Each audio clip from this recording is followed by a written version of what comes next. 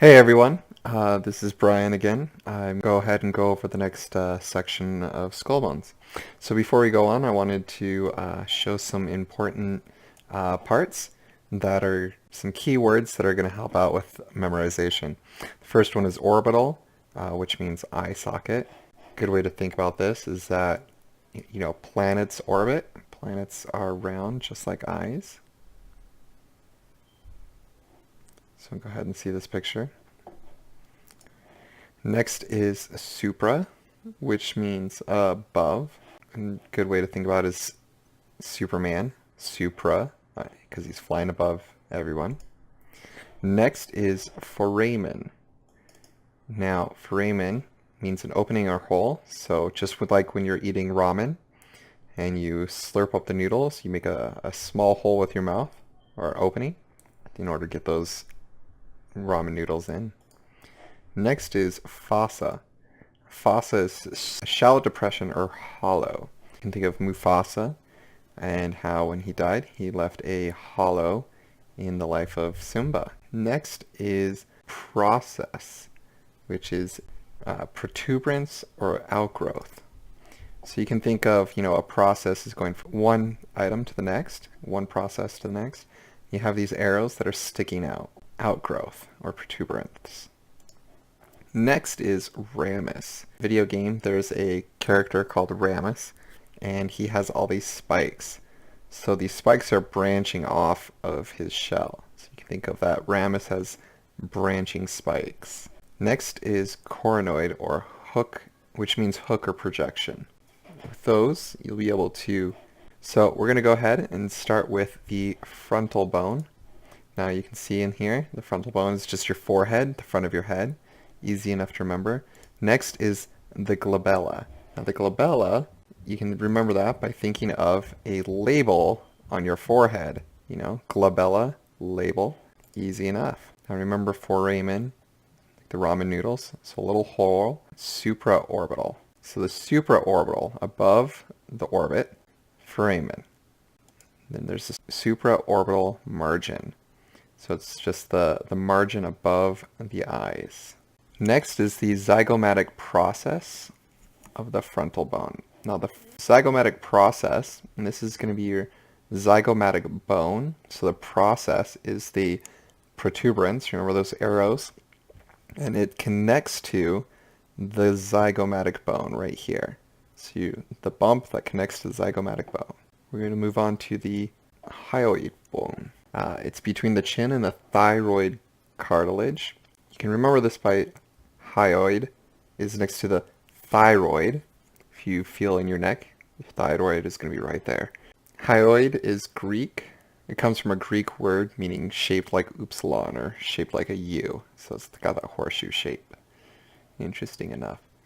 Now next we're going to move on to the lacriminal bone. Now you can see it right in here. If you get a closer look at it, it's going to be near the sinuses. Actually, one of the sinuses is in there. So if we open it up, we have the nasal lacriminal canal.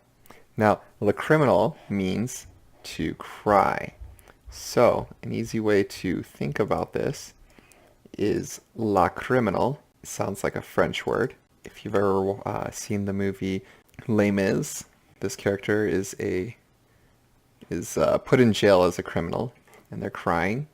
So lacriminal, you can remember it that way. So lacriminal has to do with tear ducts and crying. So the lacriminal bone, and then the lacriminal canal is where your tears actually come from. So just think about that. You can tell right here, that's definitely where your tears come from, lacriminal. Next, we have the mandible. Now, the mandible, so the first part of the mandible is the alveolar process. Now, alveolar kind of sounds like molar. So if you think about it, the molar process, so the things next to your molar that stick out, the molar process, alveolar process of the mandible. You can look at it from the anterior, so from the front, and then the side.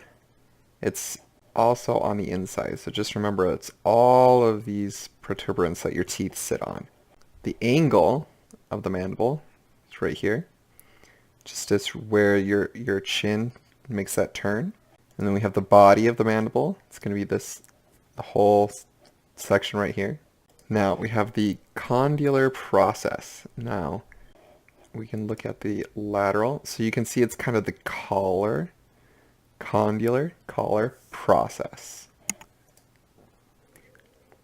And then we have the coronoid process. Now the coronoid process is going to be up here. It's going to be in front of the colander process.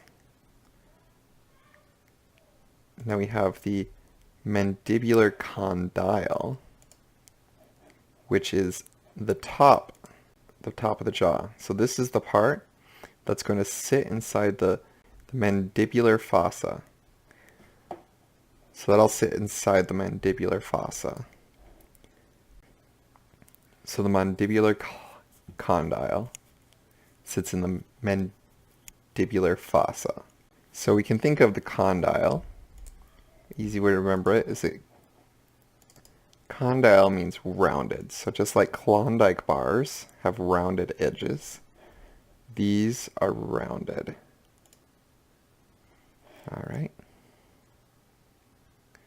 Next we have the mandibular foramen.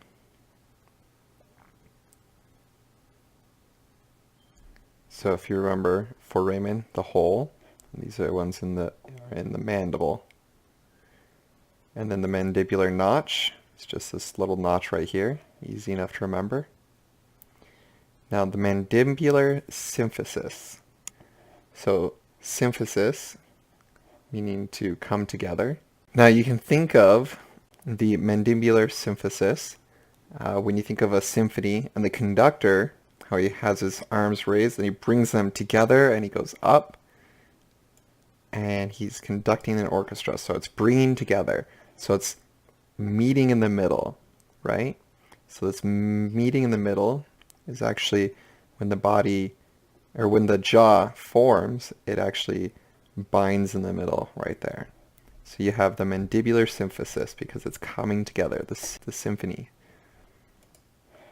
Now we have the mental foramen. So the mental, you can think of when somebody puts their hands on their head, like a mentalist. Just think of it on your jaw. The mental foramen right here, because it's on the outside. Next we have the Ramus Mandible. Now remember, just like earlier, we talked about ramus, because we have these branches coming off. We have this one, and then the jaw. So that's the ramus of the mandible. Alright, until next time, thank you guys so much. I'll be able to do one or two more on this one before moving on to the next section.